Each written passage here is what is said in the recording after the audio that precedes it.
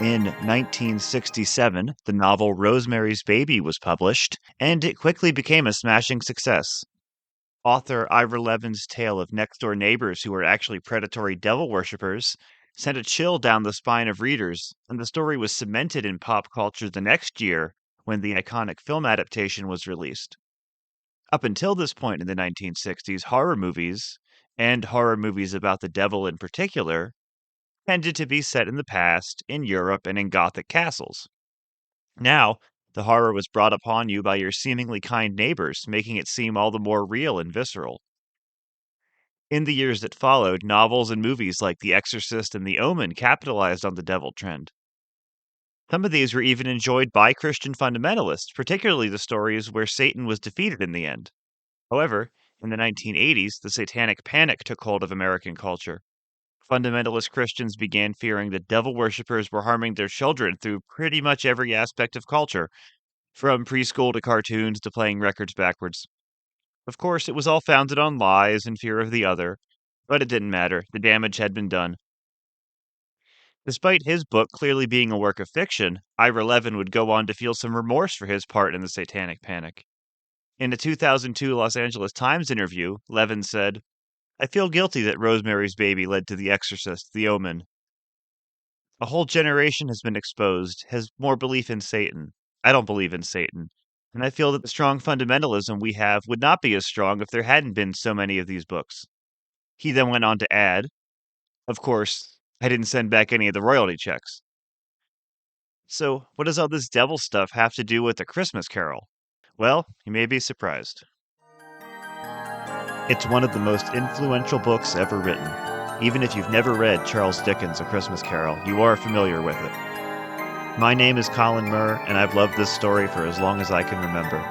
I'm going to be taking a look at all of the movie and TV adaptations of A Christmas Carol that I can, because I love the story that much. This is Scrooge, the Christmas Carol podcast. Episode 6, Richard Williams, Rankin Bass, and Bugs Bunny. We've already talked about the only theatrically released feature-length version of A Christmas Carol to come out in the 1970s, but there is still a lot to cover in this decade. On this episode, we'll be talking about the animated versions from the 70s, and then next week we'll move on to the live-action ones. First up, we have one of the most unique and interesting takes on the story ever made, the 1971 Richard Williams short. Now, this one has a bit of an interesting history. On December 21st, 1971, this 25-minute adaptation of A Christmas Carol aired on TV. However, it was so well received that it was then given a theatrical release, and it went on to win an Academy Award for Best Animated Short Film. Because of this weird trajectory, the Academy rules were changed to ensure that nothing that started on TV could ever be Oscar nominated. Richard Williams was never a household name like Chuck Jones, but he was a brilliant animator who was known for his absolute dedication to the craft. The man spent decades trying to complete his passion project, The Thief and the Cobbler, and he was the animation director for Who Framed Roger Rabbit. Anyone who has seen the seamless live action and animation side by side in that film has seen how brilliant Richard Williams was. Home audiences who tuned in to A Christmas Carol in 1971 expecting another run-of-the-mill version of the story would have been in for a surprise. Despite its 25-minute length, this adaptation of the story is doing everything it can to cover as many beats as possible. If you're unfamiliar with the story, this is not the place to start. It all makes sense and it all holds together, but some of it goes by so fast that it is hard to feel the proper emotions in each scene unless you know the story well. This sounds like criticism, but it's really not. The real appeal of this version is the visuals. The animation looks absolutely stunning, with beautifully drawn scenes and fancy camera tricks. Additionally, it's drawn in the style of the John Leech engravings from the original edition of the book. It's such a labor of love, and every frame looks incredible. The animation never holds back on the darkness either, as this version includes pretty much every dark scene from the book, including a ghastly depiction of Jacob Marley and the children Ignorance and Want.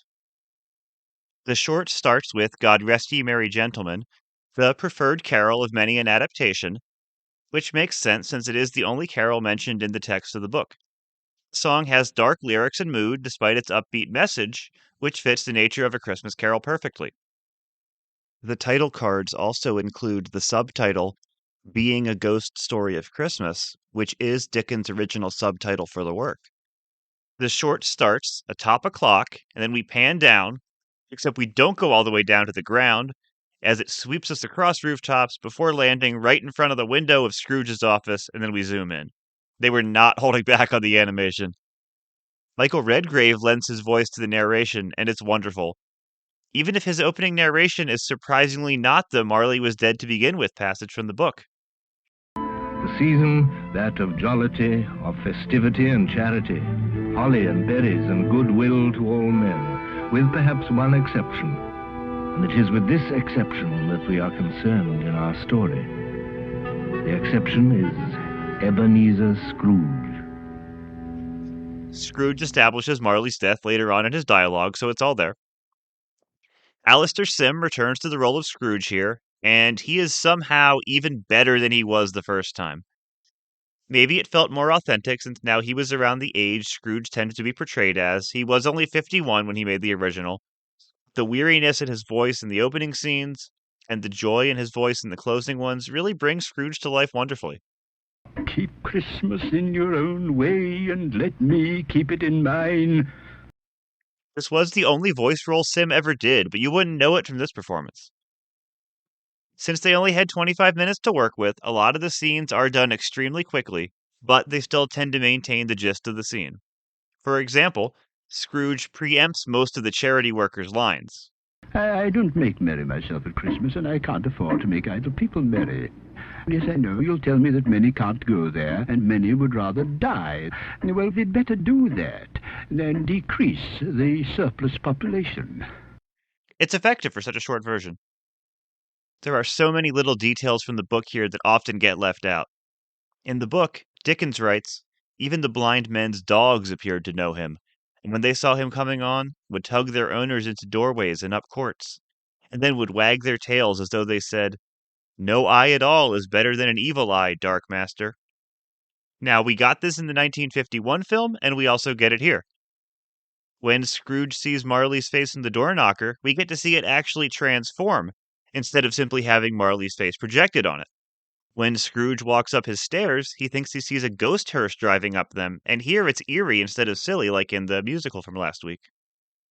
When Scrooge walks in his home, we barely see any light at all, and when he closes the door, it's pitch black until he lights a candle. Calls back to that line, darkness was cheap and Scrooge liked it. In addition to Alastair Sim, Michael Hordern reprises his role from the 1951 film, although he is much more subdued as Marley here. He also includes a rarely adapted line from the book, why did I walk through crowds of fellow beings with my eyes turned down, and never raise them to that blessed star which led the wise men to a poor abode?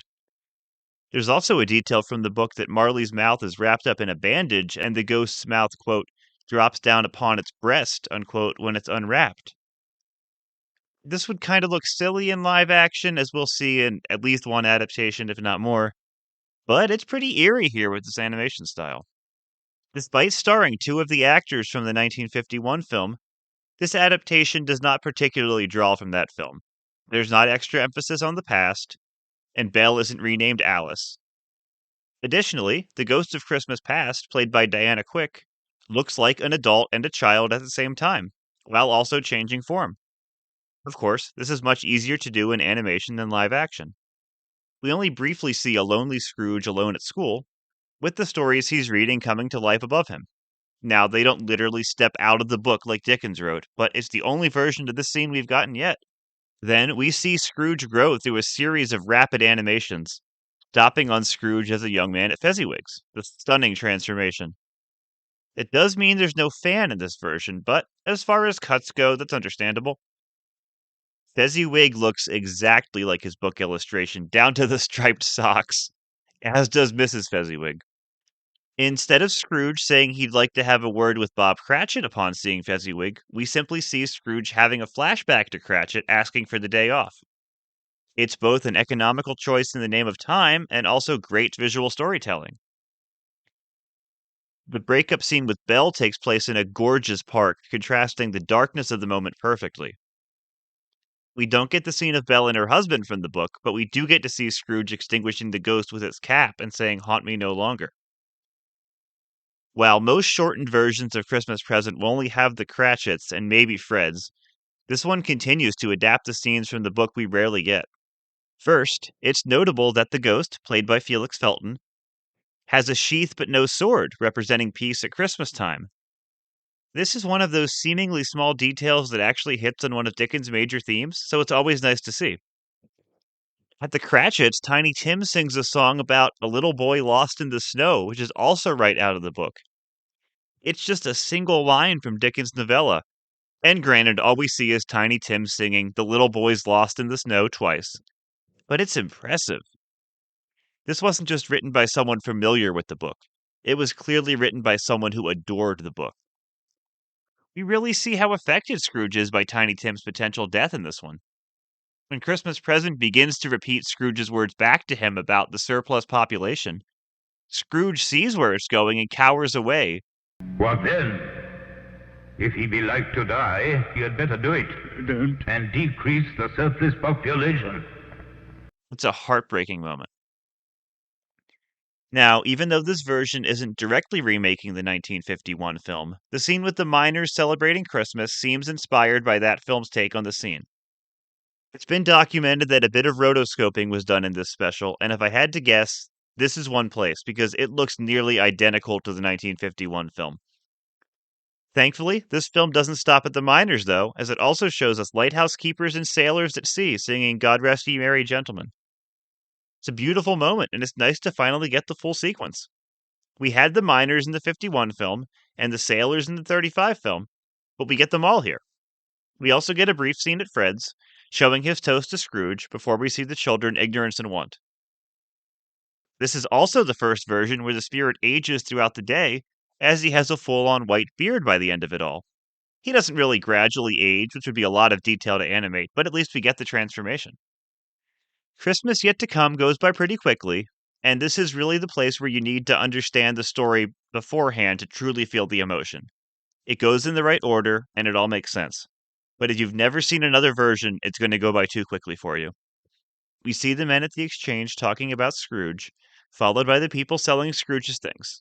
Some viewers have pointed out that the animated Old Joe looks a lot like actor Miles Mallison, who played him in the 1951 film, so it may very well be a shout out. Scrooge sees a man on a bed but can't pull the sheet back, and asks to see some tenderness connected to a death. The ghost takes him to the Cratchits, but all we see is a few seconds of Bob Cratchit, played by Melvin Hayes, mourning. Makes sense, and it's effective, but Scrooge and the audience need just a little more time to process things. Sim's Christmas morning transformation is more underplayed than the 1951 film, but it's still joyous and merry, and it fits the fairly mellow, somber tone of this short. I don't know what day of the month it is. I don't know how long I've been among the spirits. I don't know anything. Any of the complaints made could be written off due to the runtime, honestly. Ultimately, this short is such a brilliant piece of animation that it just has to be seen to be experienced. It's also wonderful and atmospheric, and it captures the spirit of the book wonderfully. It has that appropriately moody feel in the opening scenes, and the look of the ghosts and the voice performances make it particularly haunting. Again, don't make it your first adaptation of the story, but if you're a fan of this story and its adaptations, and particularly a fan of the novella, you should check this one out. For many people, the Rankin Bass Christmas specials are a staple of the holiday season. With both stop motion and traditional animation, Jules Bass and Arthur Rankin gave us some of the most iconic holiday specials of all time, like Rudolph the Red-Nosed Reindeer and Santa Claus is Coming to Town.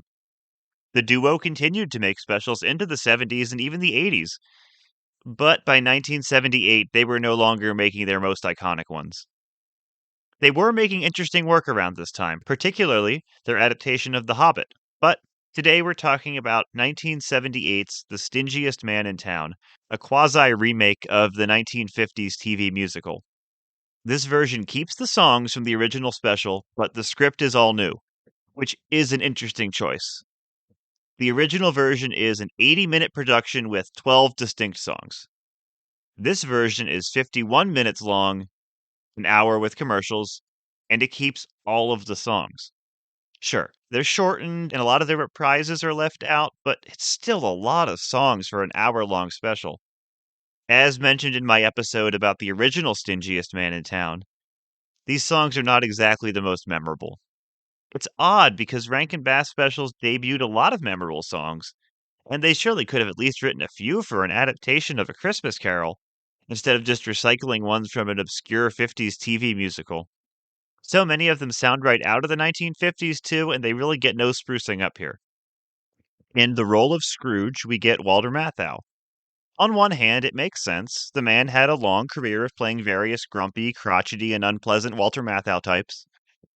On the other hand, he is undeniably American, and he does nothing about that here. It's not really an issue, as almost all of the actors are American, even if it is clearly set in London, so you can try to suspend your disbelief. The real problem is he's just not really that much of a voice actor. Oh, ghost, spare me the rest. They got him for the name recognition, but there are also some really awkward moments, particularly anytime he lets out a long no. And replaced it with the worship of money? No! Also, he's not a great singer. That said, he is a much better singer than Basil Rathbone, because at least he stays in rhythm with the songs. Oh, be merry, Uncle Scrooge. Ha ha ha ha! What's so merry on Christmas Day? The merry money you throw away. The merry... Although it wasn't recorded live, so he had all the takes he needed. The rest of the cast is kind of hit or miss. If you watched a lot of Rankin Bass stuff, you'll note some familiar voices here. Tom Bosley is the narrator, and while his voice has a great amiability to it, the way they shoehorn his character in is quite awkward. Ready for this? His character is a bug. A humbug. A B-A-H humbug. Well, you can take my word for it. Who am I? The London Humbug, of course. B-A-H humbug, to be more precise. It's like a parody of a Rankin Bass special narrator. And since the carolers from the original Stingiest Man in Town aren't here, Bosley sings in place of them, although halfway through they kind of give up on that device, which is a shame because Sing a Christmas Carol, the song that introduces various characters throughout, is really the best song in the show. Oh, and if you like Happy Days, hang tight, there's another cast member in a starring role coming up soon. Dennis Day and Sonny Melendrez play Fred and Bob Cratchit, respectively, and they both have extremely American radio voices that make it kind of distracting. Oh, look, Mr. Scrooge, your nephew Fred is coming to pay you a call. I like him, sir. His smile warms my heart. Merry Christmas, Uncle Scrooge. Rankin Bass used these guys a lot in their late era, and it does not make sense here. Character actor Theodore Bickle does fine as Marley, and we once again get Paul Frees, who we last heard in Mr. Magoo's Christmas Carol. Here he plays both the Ghost of Christmas Past and Christmas Present. He was one of Rankin Bass's go-to voices for Santa Claus, so he lends that kind of voice to Present, and he's pretty good in both roles, not surprisingly. Again, the biggest problem with The Stingiest Man in Town is the screenplay. They use the songs in the original musical, but not the screenplay. But what they give us instead is honestly something of a disaster. It might not strike you as odd at first, but the more you think about the choices in this adaptation, the less sense they make. Truly, it's one of the sloppiest adaptations of the story I've ever seen. Up until Marley, it isn't too bad, although we don't get the charity workers, one of my big nitpicks. That said, the title song is about how Scrooge is stingy and ungiving and won't ever help the poor, so I can give that myth something of a pass here, because the message is still there. It's established that there are poor people and he's not giving to them. When Scrooge is taken to the past, the ghost takes him to a dance where he and Belle go outside to talk. It's undeniably a Christmas party, but we get no mention of Fezziwig. We don't get to see any of Scrooge's childhood or anything about his employer. The Belle scenes are important, sure, but we have to see the man Scrooge used to be to realize there was change at all.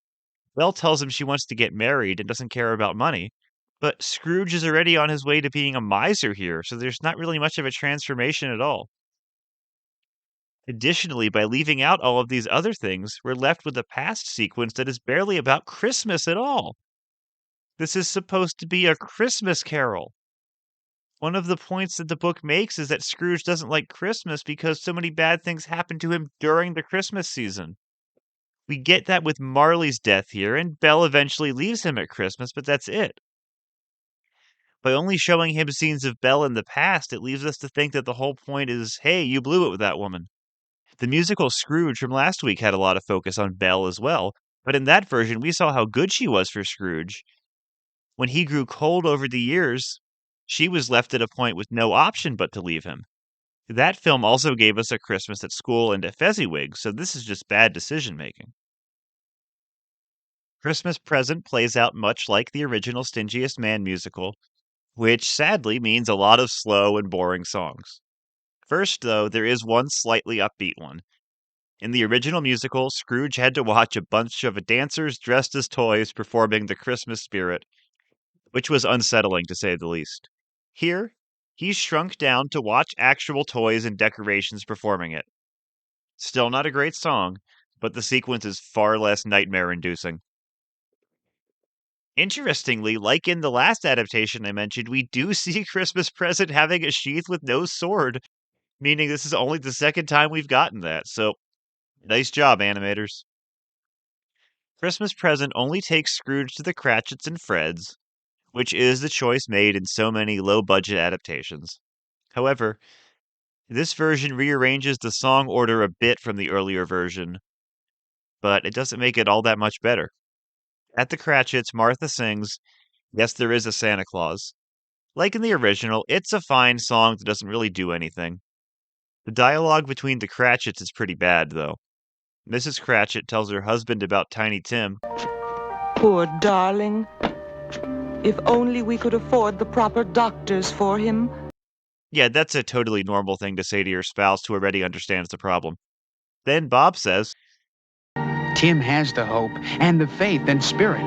That's what counts. No, it isn't. That the whole point of the story is that it isn't. They can have all the hope in the world, and Tiny Tim's still gonna die if they don't get help. What an absolutely abysmal line to put in here. It's genuinely offensive to the work. In the book, Bob, in his cheerfulness, says that he believes Tim is getting stronger. But the text implies that even he doesn't really believe it, and he's just being strong for his family.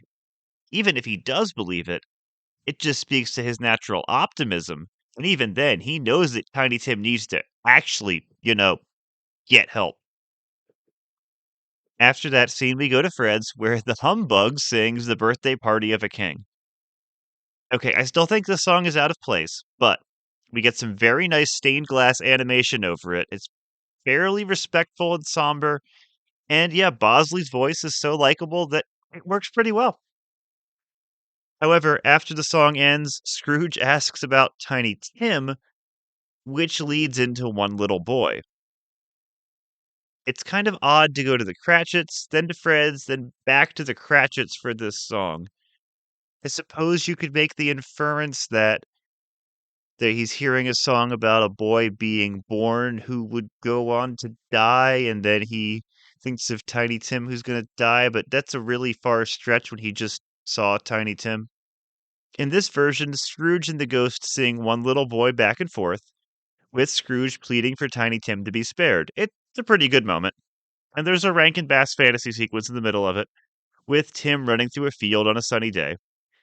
One thing that doesn't work here is that this song features a line about, quote, decreasing the surplus population, which made perfect sense in the Basil Rathbone version because Scrooge had said that line in that version. He hasn't said it here.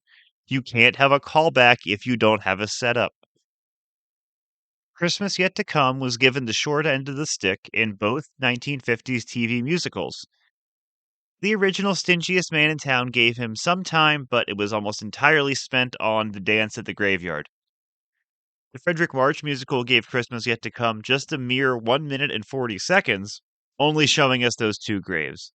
The Rankin Bass Stingiest Man in Town is apparently adamant to make the sequence even shorter because it only runs for 90 seconds. That's right. From the humbug asking what's next to Scrooge waking up in bed, it's a minute and a half. It is so unbelievably underwhelming, and again, outside of the humbug telling us this is Christmas yet to come, there's no indication that any of this has anything to do with Christmas. There's not even snow on the ground at the cemetery. There's the briefest of scenes where some people sell Scrooge's things, and then we're in the graveyard. Scrooge sees the grave. There's a brief reprise of You Wear a Chain, sung by the wandering spirits who reappear. Then, inexplicably for a brief second, Scrooge's tombstone turns into the devil. It's big and red and horned, and it points to him. This feels like the kind of thing a child would vaguely remember years later and assume they had dreamt it or something, because it's just so bizarre. Perhaps it's a shout out to the demonic dance from the original, where they wanted to outdo the scene in Scrooge the musical by having Satan actually make an appearance? What is the obsession of these 1970s and, as we'll see, one or two 1980s versions with imagery of hell? It doesn't add anything but shock value. The unsettling nature of the story is creepy enough, and it's much scarier than showing the devil. Well, late era Rankin Bass was pretty weird, and this one hadn't been very weird yet, so maybe they just wanted to get that little bit of weirdness in there.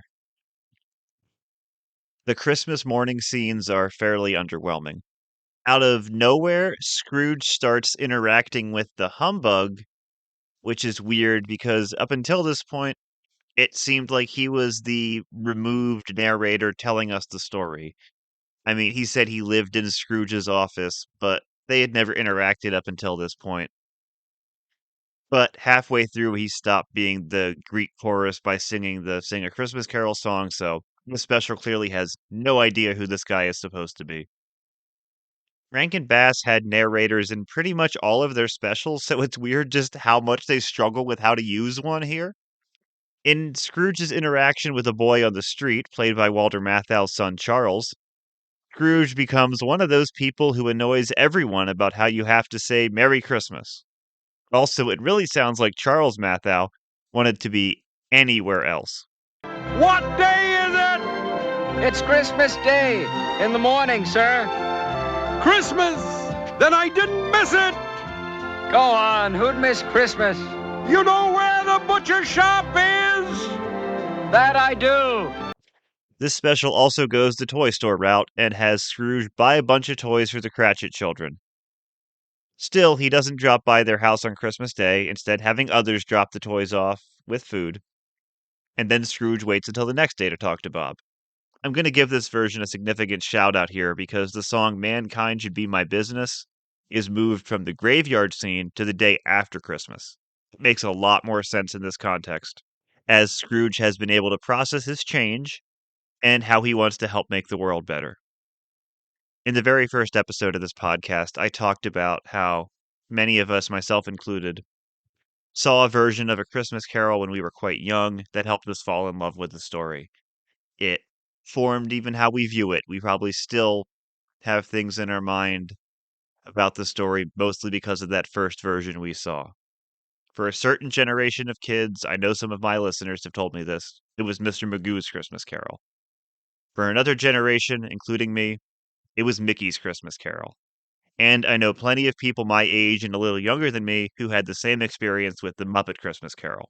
These are all very good, child-friendly introductions to the story. I hope The Stingiest Man in Town was nobody's first exposure to A Christmas Carol, because I doubt it would make them fall in love with the story in the same way. This adaptation is just a mess. You can debate about the songs, the animation, and the voice acting, but it's the writing that sinks the thing. We get no sense of Scrooge's evolution, and the future sequence is far too short. It's just picking and choosing scenes from the novella without any cohesion or clarity. It's somehow even worse than the 50s musical, which I don't think has any staying power.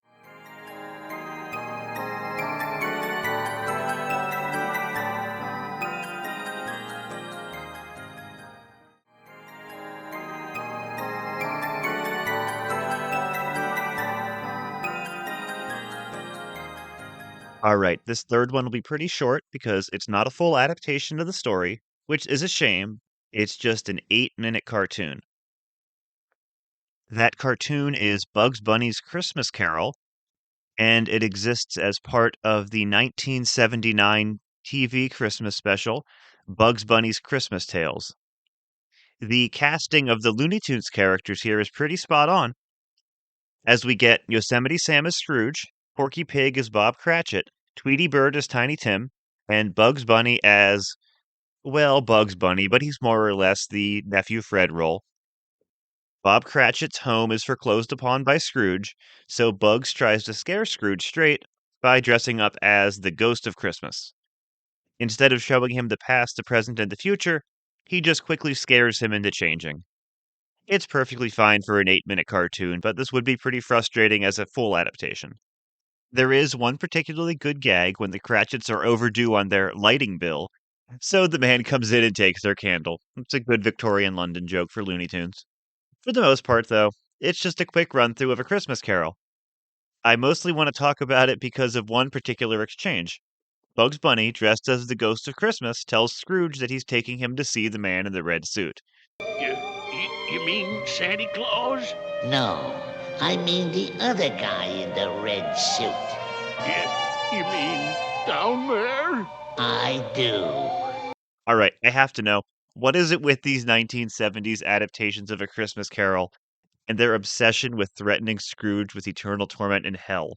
Don't get me wrong, these aren't the only ones that hint at it. After all, the original book has one of the bankers in the future talking about Old Scratch getting his own when Scrooge dies. The original Stingiest Man in Town mentions Satan in his title song, and the same song suggests Scrooge will go to hell. In that same version, there are demons that dance around his grave. Still, none of that is as on the nose as the devilry we get in the 70s adaptations. The 1970 film, Scrooge visits hell at the end of Christmas Yet to Come. In the 1978 Stingiest Man in Town, Scrooge's grave turns into Satan's face. In Bugs Bunny's Christmas Carol, Yosemite Sam is threatened with hell. Horror movies from the late 60s and early 70s began incorporating Satan a lot more than they had in a long time, but these are family-friendly adaptations of A Christmas Carol, not horror movies. Like I talked about in the Scrooge 1970 episode, Marley in the book is clearly not in hell, as he wanders the earth desperate to atone for his sins. Even if you choose to view this as a kind of ironic hell as opposed to purgatory, that's still not the kind of hell being threatened in these adaptations. I don't think these adaptations include a fire and brimstone hell or big red devils because of any kind of religious conviction on the part of the creators. Instead, it has more to do with the way they deal with the message of the story. I keep going back to this, but it's crucial to understand the book's nuances. Scrooge is not a dishonest man. While he is cruel, he is not needlessly cruel or just cruel for cruelty's sake. However, Dickens still describes him as a squeezing, wrenching, grasping, scraping, clutching, covetous old sinner. He's no monstrous villain, but he's still someone in need of redemption. The book also portrays a wide range of characters, from the morally upstanding like the Cratchits, the charity workers, Fred, to the morally gray like Scrooge's father, the men talking at the exchange, the people bartering Scrooge's things after his death. If you leave out these morally gray characters and the scenes they occupy, you're left with a story that seems to mostly just boil down to Scrooge is bad, everyone else is good. But this is absolutely not the point of the story. Scrooge isn't in need of redemption because he breaks the law. Scrooge is in need of redemption because he doesn't go above and beyond to help those around him. The book deals with the here and now. Marley's torment doesn't have anything to do with the fact that his soul is damned. His torment comes from being unable to help people after death. However, since these versions leave out most of the nuance of the book, they need to have something to convince Scrooge to change. Since they've boiled the message down to, you are bad and should be good, which again is not the message of the book, they threaten their Scrooge with the most famous punishment for someone who lives a bad life: hell. Bugs Bunny can be let off the hook for this because it's only 7 minutes long and it's a comedy short. All right, sure. No big deal there. There were old Looney Tunes cartoons that had the devil in them. It's the Stingiest Man in Town and Scrooge 1970 that I really take issue with. They take out ignorance and want, almost any reference to poverty, and nearly every morally gray character from the book not named Scrooge. Since they don't make the story about going above and beyond and helping those less fortunate, they just have a boo moment to scare Scrooge into vaguely being better. Okay, sure, they're kid-friendly versions, and they're not going to include a long diatribe about bakers being open on Sundays. Almost no version includes that. But kids are smarter than some people give them credit for. They can understand that there are those who are less fortunate and those people need help. Those kids have seen this. And if you think they can't handle that, why do you think they can handle images of Satan himself or the pits of hell?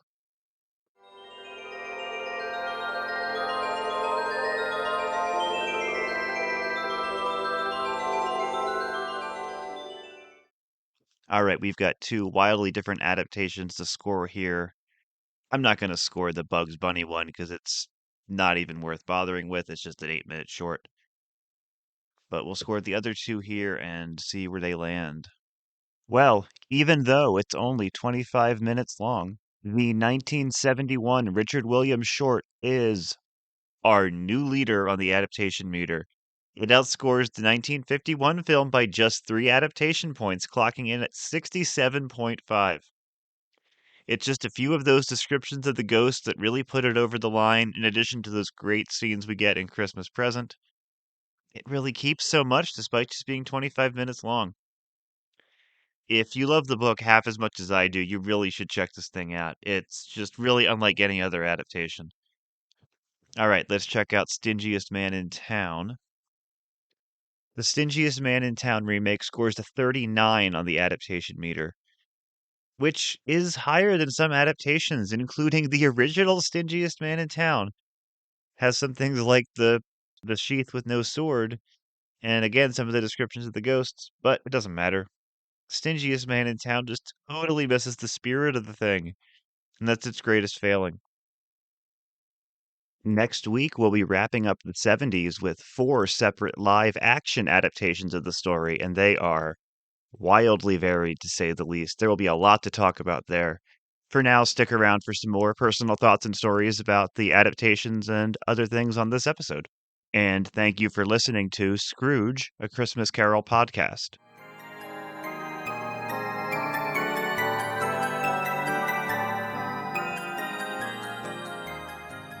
Okay, so those are the 70s animated adaptations of A Christmas Carol. And yeah, there are a lot of interesting notes in these. They are all over the board. I had not seen either of these first two until a few years ago, at least in my memory. It's possible I had seen them when I was a child and didn't really remember because I, again, saw so many when I was young. It's possible that I did see one of these and just didn't remember it. But I feel like I would have remembered the Richard Williams one, and I think I would have remembered the Stingiest Man in Town too.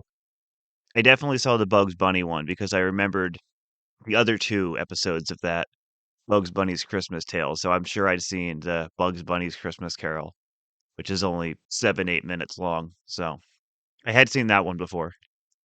But the others there, I've seen them more recently. The Richard Williams one is just unbelievably animated. Just the dedication that he poured into that animated adaptation, it still wows. Like there's really good restorations of it now, and it just looks incredible. But it always looked incredible, even the lesser restorations of it. It's on YouTube. You can find it. You can buy it if you want. It's anywhere. But really, it's worth watching.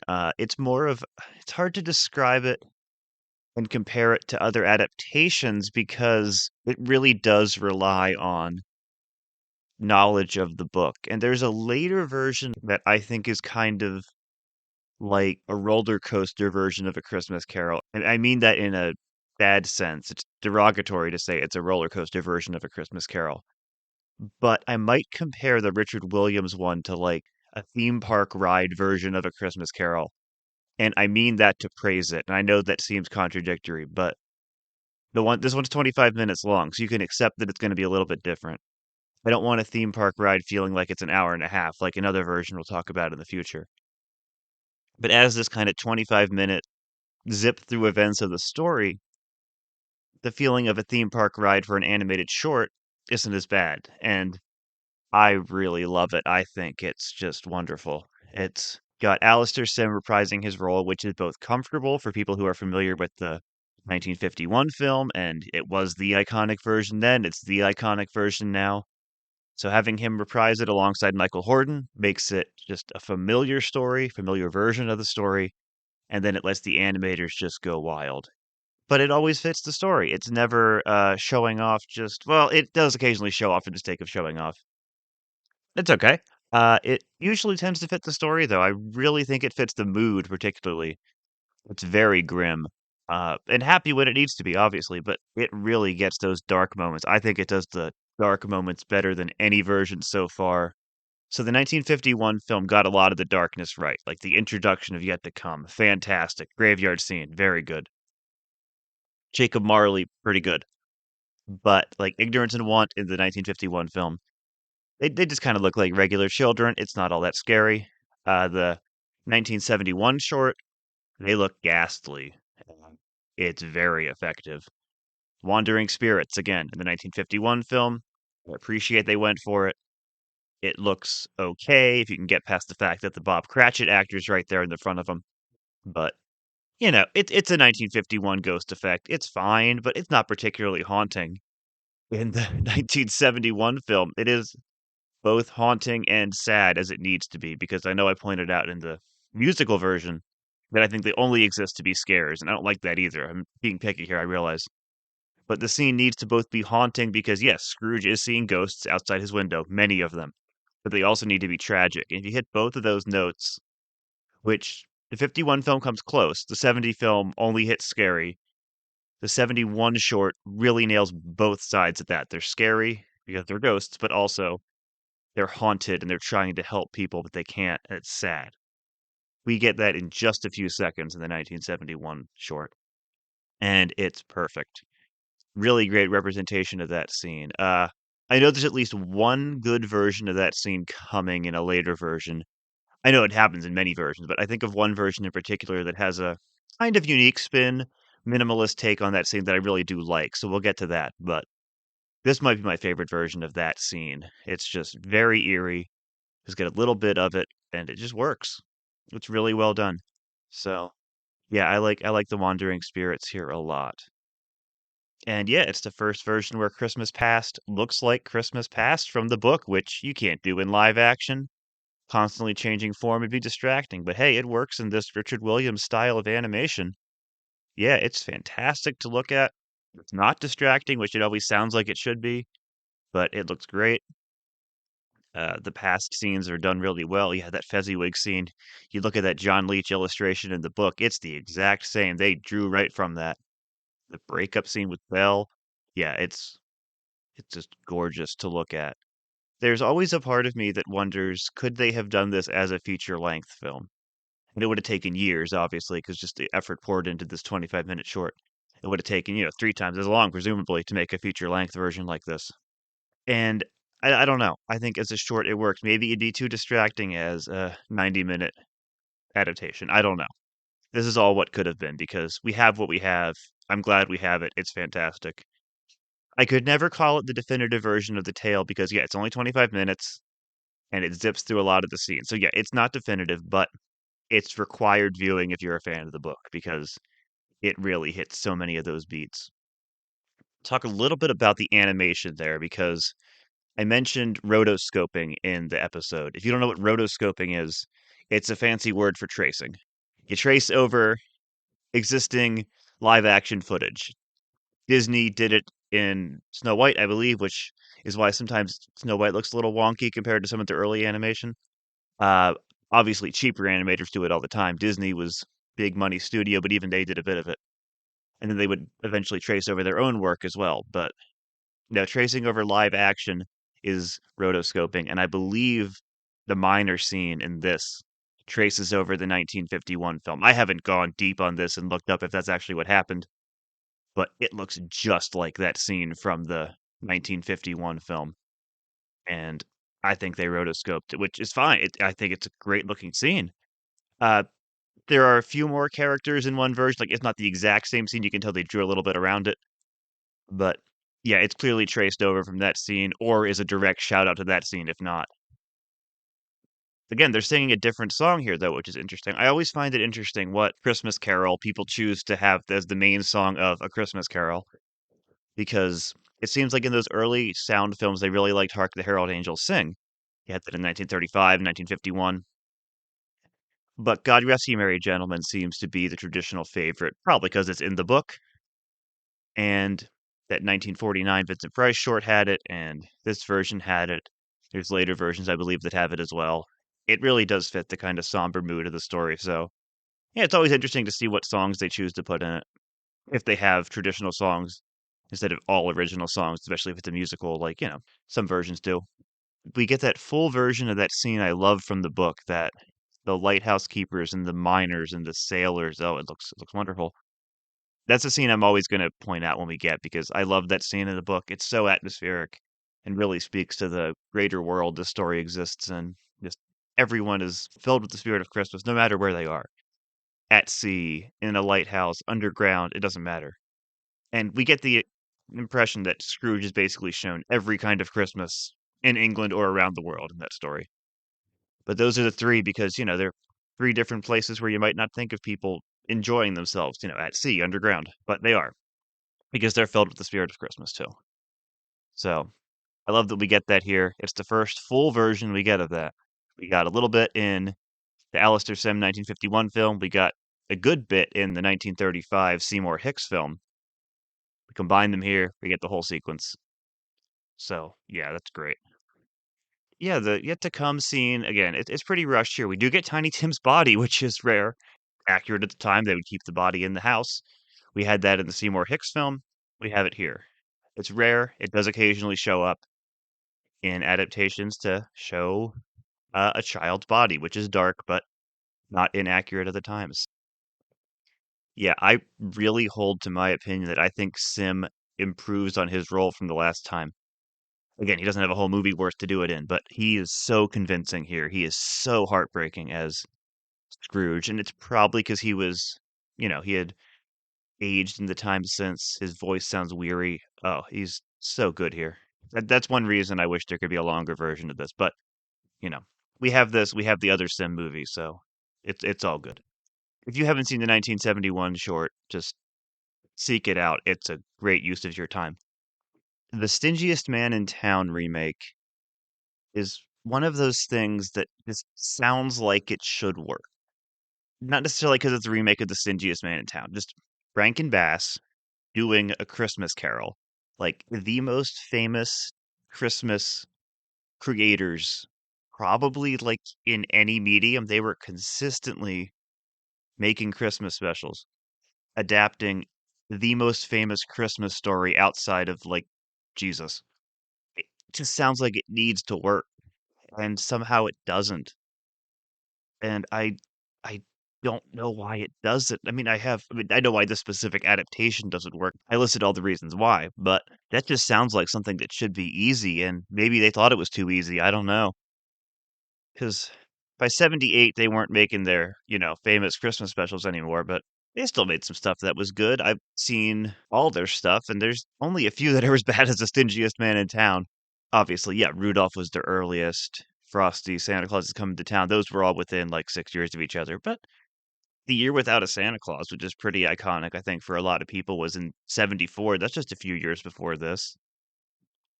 And again, they did The Hobbit around this time, which isn't a Christmas movie, but it's still a well done 78-minute or so adaptation of the story. So they still had juice. They were still doing okay. So I don't know what happened with Stingiest Man in Town. Feels kind of phoned in. I mean, it's fine they didn't adapt the Basil Rathbone script because I didn't think the script was that good, but they made a worse one here. So yeah, I don't know what they were thinking here. It's very sloppily put together. And I don't think I mentioned this, but just a heads up. I talk about Rankin Bass. You think of the stop motion, like Rudolph Santa Claus is coming to town with the stop motion animation, the dolls. This is not that. This is traditional animation, 2D animation. It's like Frosty the Snowman. It's not the stop motion figures. So this kind of looks like Frosty animation, if you're familiar with that one. And I don't have any major issue with the animation. It's economical, it's serviceable. That's not my issue with this adaptation. That's way down the list of problems with the stingiest man in town. And again, the first is the script. Second is probably Walter Matthau. And then third is just all those songs. It just, none of them are all that great. I mean, there's iconic songs that Rankin Bass wrote, not just the ones that are already in the specials, like, Rudolph existed before their special, but they wrote songs that were memorable and catchy. They wrote with like Broadway kind of sensibilities. So to adapt existing songs that I'm sure they knew weren't very good, I don't know. It's a strange choice to choose to remake The Stingiest Man in Town. When, I mean, A Christmas Carol's in the public domain, they could have done any kind of Christmas Carol adaptation they wanted to. So, yeah, I don't understand what happened here. In the past scene, we just get Scrooge and Belle. I mean, there's a nice little scene where we see them both go their own separate ways and they age. And I mean, that's fine, but you need more than that. It's also interesting that young Scrooge is played by Robert Morse, who doesn't sound anything like Walter Matthau. I mean, that's fine, but it's just they wanted to get him in there too because he was a favorite of them in their later era too, I believe. I know he was in Jack Frost and I think some others. Great actor, but I don't know. It's weird to have him in just one scene of this and then he sounds like Walter Matthau the rest of the movie. So, yeah, Stingiest Man in Town. Again, if this was your first version, or if you saw this as a kid, please leave me a comment. Let me know because I'm very curious about people who saw this as a kid. First of all, was this your introduction to A Christmas Carol, and what did it make you think about that story? Two, what was your reaction to the big red devil that pops out of Scrooge's grave? Because that's always what I'm going to associate with this now, and not in a good way. So, yeah, I can't imagine what that must have been like just randomly seeing a grave turn into the devil. And then Bugs Bunny's Christmas Carol is also just a short. I wanted to include it in this because, first of all, it's the other animated one, but also it keeps up that theme of fire and brimstone in these Christmas Carol adaptations. So why not? Interestingly, the other two parts of Bugs Bunny's Christmas Tales, they're much better. So I recommend that for the other two parts more than Bugs Bunny's Christmas Carol. It's a great Roadrunner and Coyote winter themed short, pretty funny. And then you got the 'Twas the Night Before Christmas where Taz gets pulled in Santa's sleigh. So if you enjoy Looney Tunes, it's pretty fun. But the Christmas Carol one is fine. It's just a short. It's wasted potential really because they could have done at least a half hour, if not longer, funny adaptation of A Christmas Carol, and I think it would have been funny, as opposed to so many versions that forego the humor and just make it sincere. Not that Looney Tunes couldn't do that also, but I think they could have towed that line pretty well and made it funny. I know there's a later version, much later, but that wasn't with the traditional Looney Tunes writers and animators. I'll get to that eventually, I'm sure. I think it's called Bah Humduck. But for now, yeah, this could have been its own thing. It could have been great, but it's a short, it's fine. It's barely an adaptation of the story because it's just pulling a prank on somebody. So, yeah, that's one third of Bugs Bunny's Christmas tales. Talked about Ira Levin at the beginning. Obviously, Rosemary's Baby, Stepford Wives, those are his two most famous. He wrote a whole bunch of stuff, though. Very well respected as a writer of thrillers, horror stories, and he was fantastic. Rosemary's Baby might be the most accurate film adaptation like in the history of adapting books onto film because it keeps like down to the clothes the characters wear, it is letter perfect. It's ridiculously faithful and it works. It was clearly written by a screenwriter, and the film version is just pretty much word for word the book. The ending's a little more ambiguous. That's really the only difference. So, yeah, both are fantastic, but I mean, read the book or watch the movie. They're both great. And I don't know why these Christmas Carol adaptations got so obsessed with the devil, but they did for a little bit. It doesn't last. There is here and there we get subtle hints of like Scrooge burning in hell. To my knowledge, and there might be versions I'm not aware of, but the versions I've seen, these are the most overt hellfire scenes. I know there's an animated version coming up where there's fire under his grave. Uh, Scrooge has him being cremated, and you see fire, so it's symbolically hell, but it's just cremation fire. And I think the 2009 one, the Jim Carrey one, it has his grave be on fire. So but it never goes to the degree of how these do with showing the devil or saying you're going to meet the devil or having a whole scene in hell, which is still the most ridiculous one. So yeah, those are the animated 70s adaptations. All right, next week is really interesting. I'll be talking about 4 live action adaptations from the 1970s. And I have to say, among them we have the worst version I have watched so far. We have the weirdest version I have watched so far. And we have the most underrated version I have watched so far. That's 3 separate ones plus a 4th one next week. I know those are big qualifiers, but it's absolutely true. And if you've seen some of these, you can probably guess which one's which. So I've made a little update about what I'm going to do for next week. I have so much to say about one of these 4 adaptations that I've decided it deserves its own episode. Still, I want to cover all 4 of these 70s live action adaptations in a week, so I'm going to be doing 2 separate episodes in the coming week. Additionally, I'll be releasing them on Monday the 23rd, since Wednesday is Christmas Day. That's only relevant if you're listening in 2024. Scrooge, a Christmas Carol podcast, is written, edited, and hosted by Collin. Theme music is Christmas Day by TRG Banks, and TRG Banks' Snowfall is also used for interstitial music. Clips in this episode are from A Christmas Carol 1971, The Stingiest Man in Town 1978, and Bugs Bunny's Christmas Carol. The Ira Levin quote is from a New York Times article quoting a 2002 Los Angeles Times interview. Leaving a 5-star review on Apple or Spotify, as well as liking, commenting, and subscribing on YouTube will be a big help to me. I'll be back on Monday with another episode of Scrooge, a Christmas Carol podcast. Until then, make sure to live in the past, the present, and the future, and ensure that the spirits of all 3 strive within you.